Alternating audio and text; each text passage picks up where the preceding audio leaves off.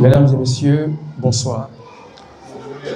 C'est avec un réel plaisir que je prends la parole ce soir.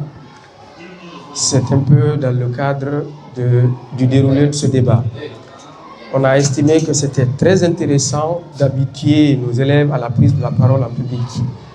Donc c'est pour ça que nous initions pour cette première édition ce débat dont le thème porte sur la polygamie, pour ou contre sa pratique. Et je disais tantôt à l'entame que l'objectif de la tenue de ce débat, c'est qu'il faut initier nos élèves très petits à prendre la parole en public.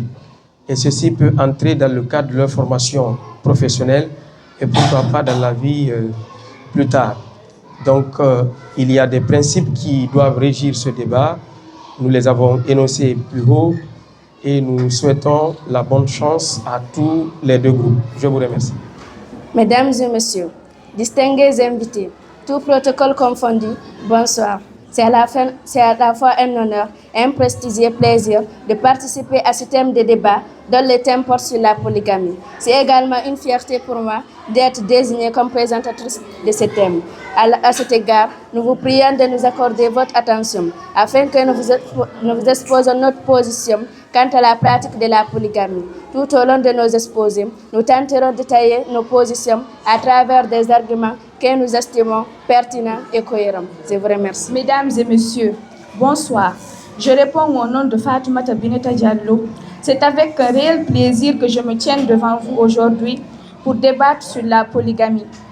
Un thème si important dont la sensibilité sont de mise.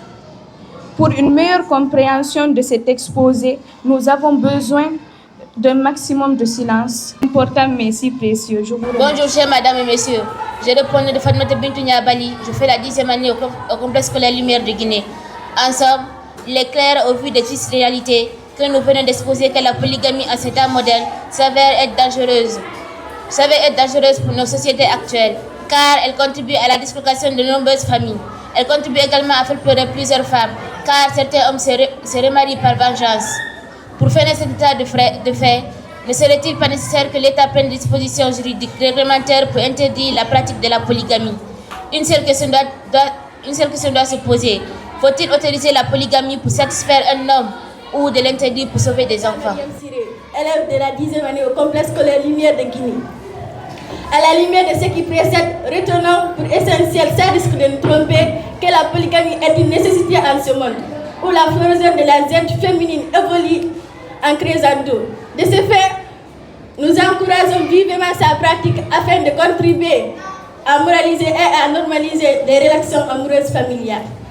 Et puisque l'homme est pour essence l'insatiable de contraintes à pratiquer la polygamie, ne contribue-t-il pas à priver les jeunes hommes d'une vie de couple ou à donner l'occasion de la pratique de la débouche dans les différentes de Mariama Soye Diallo, élève en 10e année au complexe scolaire Lumière de Guinée.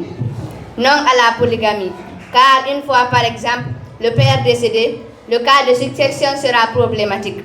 Les uns se considéreront plus légitimes que les autres et tenteront de profiter de tous les biens. Non à la polygamie, car elle contribue à diminuer les chances d'instruction et d'éducation des enfants, puisque le père ne possédant pas suffisamment de ressources pour leur instruction et leur éducation. Il a été constaté que beaucoup d'enfants issus de familles polygames finissent par devenir des enfants criminels, du fait de leur façon d'être élevés et des conditions de traitement qu'ils ont vu subir leur mère.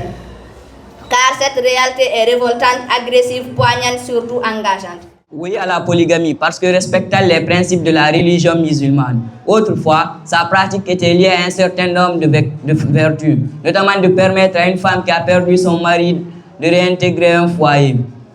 Oui à la polygamie parce qu'elle contribue à lutter contre des pratiques immondes, sabbatiques et anachroniques telles que l'adultère. Il est certain que, compte tenu de plusieurs facteurs, à un certain moment de la vie d'un homme, une seule femme ne saurait lui suffire, celle-ci pouvant être en période d'allaitement et ne pouvant s'accoupler. oui à la polygamie, car aujourd'hui, selon des statistiques démographiques, il y aurait plus de femmes que d'hommes sur la terre. Donc, pour que toute femme ait un mari, il faudrait qu'un homme épouse en moyenne 8 femmes. Et d'ailleurs, le prophète, paix et salut sur lui, était aussi polygame. La polygamie permet à une maîtresse, par exemple, d'assurer son avenir et celui des enfants qu'elle aura avec son amant, favorisant ainsi des relations plus saines. Nous disons oui à la polygamie car elle contribue d'un point de vue religieux à l'extension de la Oumma du prophète. Et d'un point de vue social, elle peut contribuer à donner plus d'enfants à un couple qui, lorsqu'ils grandiront et réussiront dans la vie, les aideront dans leurs vieux jours. Je vous remercie. Je réponds au nom de Mamoudou Alphaba, élève de la 10e année. Introduction. Hier, si la polygamie était une pratique perçue nécessaire dans nos sociétés, aujourd'hui elle serait dangereuse, pernicieuse et dévantageuse pour nos sociétés actuelles. La polygamie contribue à disloquer de nombreuses familles aujourd'hui. Pourquoi la polygamie est-elle désavantageuse dans nos familles aujourd'hui? Quelles sont les faiblesses et les limites de cette pratique? La réponse à ces questions contribuera à éclairer davantage la lanterne de l'opinion quant à la pratique de la polygamie. D'entrée de jeu, la polygamie est une situation dans laquelle un homme est amené à épouser plusieurs femmes. Ainsi, la femme étant par essence un être difficile de cohabitation car elle est beaucoup plus conduite par l'émotion et les humeurs. Prétendre épouser plusieurs femmes et disposer de la paix relève de la pure fiction.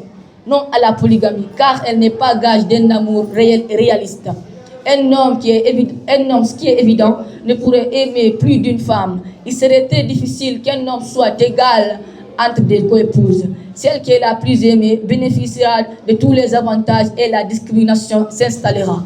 Non à la polygamie, car elle contribue à la dislocation des membres d'une famille. Des coépouses ne s'entendant pas transportent leurs différends au niveau de leurs enfants. Et ceux-ci se percevront comme des ennemis. Ces oppositions conduiront à des conflits interminables. Dans l'histoire de nos sociétés, la polygamie est perçue non seulement comme une pratique normale parce que l'émanation d'une volonté divine. Elle est dans les sociétés musulmanes comme un rempart à des mauvaises pratiques, telles que l'adultère. En quoi la polygamie est-elle nécessaire dans nos sociétés? Mieux, est-elle avantageuse pour les familles que nous fondons? La réponse à ces prestigieuses questions alimentera et confrontera notre argumentation à travers des preuves tangibles et... En effet, la polygamie est une pratique culturelle et religieuse qui consiste pour un homme d'épouser plusieurs femmes. Ainsi, au vu des positions des uns et des autres, des tendances se dégagent. Approuve-t-on ou ne désapprouve-t-on pas la pratique de la polygamie? Il résulte au vu de nos constats, nous clamons haut et fort la pratique de la polygamie. Son accompagnateur. Nous remercions tous les élèves qui se sont mobilisés, qui sont venus apporter un coup de pouce par rapport à la réussite de cet événement si grandiose. Nous remercions enfin les grands débatteurs ici présents. Et je pense que pour maintenir le suspense, on va devoir délibérer le mardi à partir de 8h. Alors ce jour, il serait souhaitable que vous veniez beaucoup plus tôt. Et ça va nous permettre, n'est-ce pas, de ne pas trop grignoter dans le temps des cours. Donc, le mardi, tout le monde autour du mât, avec le soutien de la direction, nous allons dérouler l'équipe gagnante de ce débat. Je vous remercie.